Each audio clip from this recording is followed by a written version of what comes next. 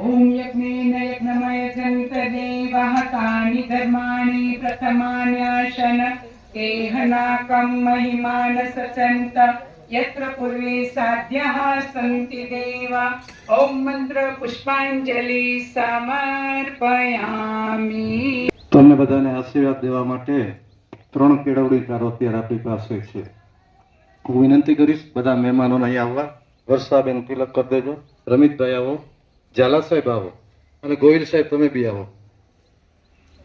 ગોહિલ સાહેબ છે અહીંયા હિન્દી ભાષી જે સ્કૂલ છે એમના પ્રિન્સિપાલ છે અને ઝાલા સાહેબ છે આયુર્વેદ યુનિવર્સિટી છે એમાં આખું ફિઝિકલ એજ્યુકેશનના મેઇન અધિકારી સાહેબ છે અને દરરોજ સવારે યજ્ઞમાં આવે છે. આજે એક નાનામાં નાની ડ્યુટી એને આજે સંભાળી છે.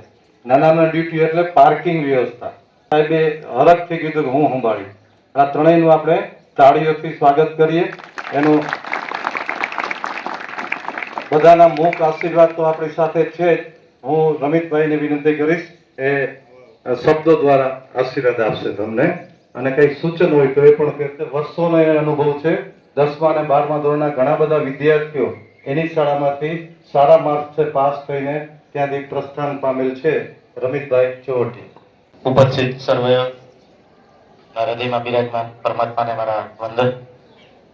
આજના આ ધોરણ 10 અને 12ના બોર્ડની પરીક્ષાના ઉજ્જવળ પરિણામ માટે યોજેલ શુભકામના યજ્ઞમાં આવવાનો પહેલા તો મોકો આપ્યો એ બદલ મારા ગુરુવર્ય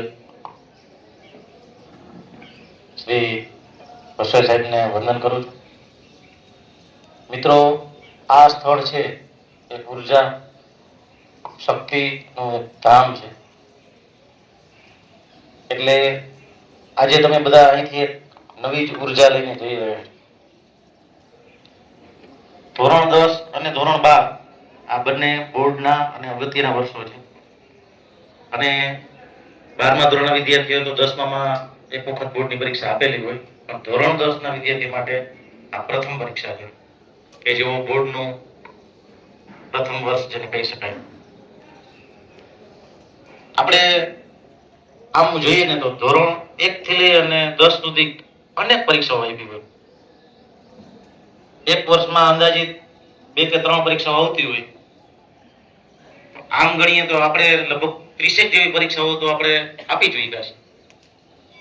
એટલે પરીક્ષા એ આપણા માટે નવી બાબત નથી, પણ બોર્ડની પરીક્ષા છે એ આપણા માટે થોડી ચેલેન્જિંગ અને કહેવાય કે બધા જ લોકોને, શિક્ષકો હોય, આપણા વાલીઓ હોય, આપણા મિત્રો હોય, શુભેચ્છકો હોય, એને આપણા તરફથી એક અપેક્ષા હોય કે તમે સારું પરિણામ મેળવો. શા માટે સારું પરિણામ મેળવો?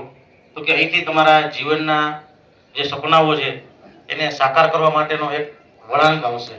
અહીંથી તમારા કેરિયરને કઈ દિશા તરફ લઈ જવું એનો વળાંક અહીંથી થાય છે. એટલા માટે બધાને અપેક્ષા હોય છે અને આ અપેક્ષાઓની પ્રતિપૂર્તિ માટે બધા જ વિદ્યાર્થીઓ ખૂબ સરસ મહેનત પણ કરતા હોય છે. પણ છતાં દરેકને પોતાની ક્ષમતા મુજબ સારી પરિણામ ઘણીવાર મળે છે, ઘણીવાર નથી મળતું. તો અહીં ટૂંકમાં મારી વાતમાં 1-2 સૂચનો છે કે જે પ્રેરણા છે તમને આપવાનો પ્રયાસ કરીશ. કેમ કે તમને આખા વર્ષ દરમિયાન ઘણા બધા લોકોએ ઘણું બધું શીખવ્યું હશે. શિક્ષકોએ પણ તમને પોતાના વિષયને અનુરૂપ ઘણું બધું માર્ગદર્શન આપ્યું હશે. એટલે વધારે અત્યારે કહેવાય સલાહ સૂચનની જરૂરિયાત નથી. અત્યારે ખાસ જરૂર હોય ને તો એ છે તમને પ્રેરણા આપવાની. તો અત્યારે ખાસ કરી અને બધા જ વિદ્યાર્થીઓ છે એ સકારાત્મક વિચારે. અહીં ઘણા બધા વાલીઓ પણ ઉપસ્થિત છે, એમને પણ મારી એ જ વિનંતી છે કે તમારા બાળકોને અત્યારે સકારાત્મક વાતાવરણ પૂરું પાડો. એક નાનકડી વાર્તા દ્વારા એ વસ્તુને આપણે સમજીએ કે શૈલેષ સપરિયાની એક સરસ વાર્તા સાંભળેલી છે. એક રાજા વૃદ્ધ થયો એટલે એને નક્કી કર્યું કે મારા પછી મારા સિંહાસન ઉપર કોણ બેસશે. કેમ કે એને કોઈ સંતાન નહોતા એટલે એને રાજ્યમાં ઢંઢેરો પીટાવ્યો. હવે રાજા બનવા માટે તો ઘણા બધા લોકો તૈયાર થઈ જ જાય.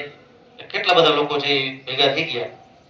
અનેક લોકોના ટોળા વચ્ચે રાજાએ જાહેરાત કરી કે હવે પછી મારો ઉત્તરાધિકારી કોણ બનશે એના માટે નાનકડી પૂર્વ શરત છે. એ છે કે 10 કિલોમીટર દોડી અને પેલો કોણ અહીં આવે એને મારા પછી ઉત્તરાધિકારી બનાવવામાં આવશે. બધા નદીઓ 10 કિલોમીટર દોડવું એટલે એમાં શું મોટી વાત છે. હમણાં ઝડપથી દોડી પાછા આવી જશું. એટલે બધા નીકળી પડ્યા. જેવા નીકળ્યા થોડીક વાર આગળ ગયા ક્યાંક આજુબાજુમાં ડીજે વાળા ડાન્સ વાળા બધા ચાલુ હતા તો અમુક ને એમાં મજા આવતી તો રોકાઈ ગયા.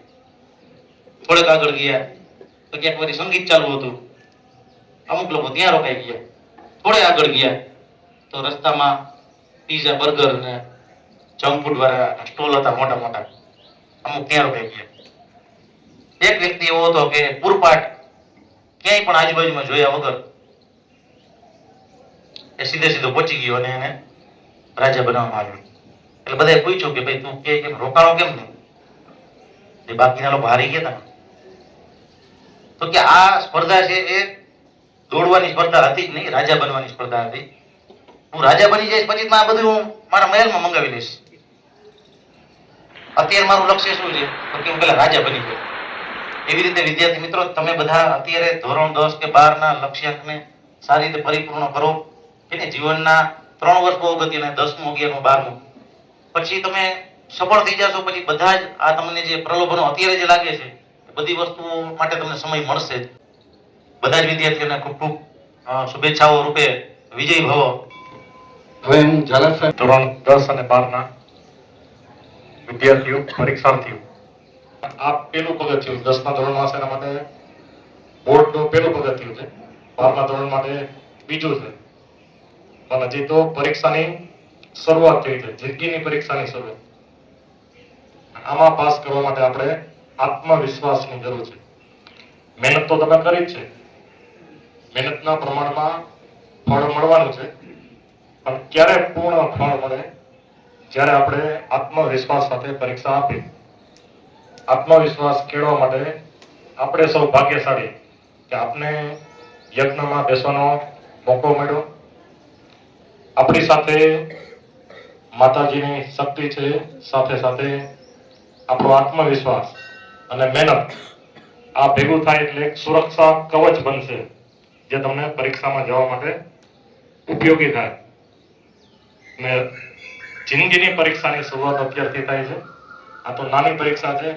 ધીરે ધીરે પરીક્ષાનું પ્રમાણ તમારા જિંદગીમાં વધતું જશે, સ્ટ્રેસનું લેવલ વધતું જશે. તો આપણે આ સ્ટ્રેસને કેવી રીતે કેળવવો? પહેલાના સમયમાં આટલો સ્ટ્રેસ નહોતો, આટલું દબાણ નહોતું. હવે ધીરે ધીરે આપણે દબાણ તરફ આગળ જતા જવાનું છે. એમાંથી પસાર થવા માટે આપણે જુદા જુદા સુરક્ષા કવચ લેતા જવા પડશે. તો પેલા પગથિયાની અંદર જ આપણે ધ્યાનમાં રાખીને આપણે સૌ ભાગ્યશાળી એટલે કહું છું કે તમે માતાજીના અને આપણા ગુરુજીના ચરણોમાં આવ્યા છે, એમના આશીર્વાદના તમારી પર કૃપા છે. એટલે આપ સૌને ચિંતા મુક્ત થઈ અને આત્મવિશ્વાસ સાથે પરીક્ષા આપવાની છે. એ માટે દરેક પરીક્ષાર્થીઓને શુભેચ્છા. અને હું એમ કહું છું કે આપણે બધા ઝાલા સાહેબ જેવા નમ્ર બનવા, નમતાથી સૌરી જે નમતા ને બહુમાન સાગરની નદીઓ ભજે છોડી ઊંચા સ્થાન. એવા જ અમારા ગોહિલ સાહેબ, અમારા ઘણા બધા પ્રોગ્રામ એમની સ્કૂલમાં અમે કરીએ છીએ. ગોહિલ સાહેબને પણ વિનંતી આશીર્વાદ આપવા માટે. નમસ્કાર. પહેલા તો એ પવિત્ર ભૂમિને નમસ્કાર કરીએ આપણે કે જ્યાં આપણે બેઠા છીએ. અહીંથી તમને એટલી બધી એનર્જી મળવાની છે. તમારી પરીક્ષા સરસ જવાની છે, બહુ સરસ. તમે અહીંયા પહોંચી ગયા એ જ બહુ મહત્વનું છે. 10મું હોય 12મું હોય કોઈ પણ એક્ઝામ હોય, ડરવાનું નથી. ઘણી બધી પરીક્ષાઓ આપણે પહેલા ધોરણથી આપી છે.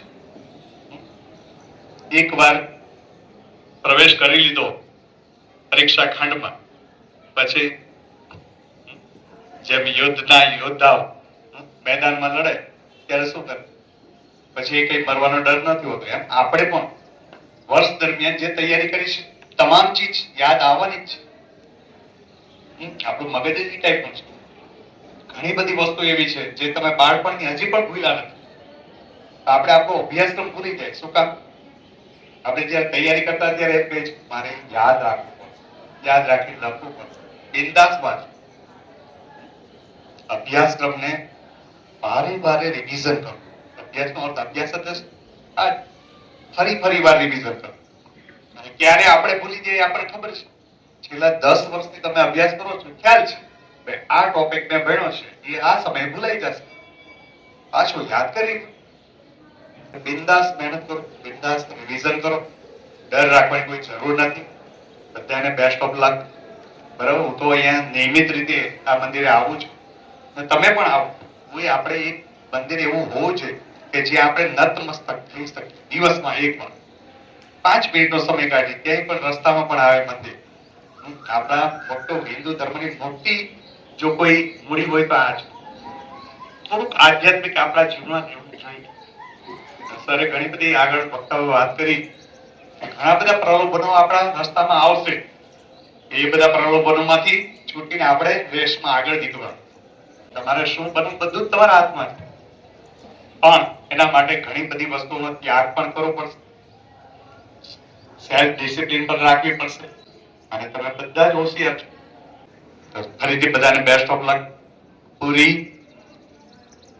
કોન્ફિડન્સ અને પરીક્ષા સમયે દોડાદોડી નહીં કરવાની. હોલ ટિકિટ ભૂલી ગયા કઈ દોડાદોડી કરવાની નથી. બધી સ્કૂલમાં પ્રિન્સિપલને સૂચના આપી દીધી છે, બાળકને અંદર પ્રવેશ આપી દીધી, હોલ ટિકિટ ત્યાં આવી જશે. કાંઈ પણ ભૂલી ગયા હો તો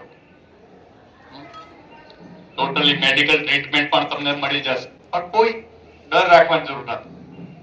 અત્યારે પણ તમને ડર હોય તો પણ અહીંયા ઘણા બધા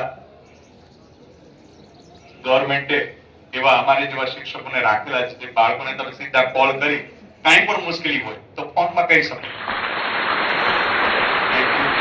Hello, friend. વિડીયોને લાઈક, કોમેન્ટ અને શેર કરજો અને ધીરજ વડગાવાની ચેનલને સબસ્ક્રાઈબ કરવા વિનંતી. Thank you.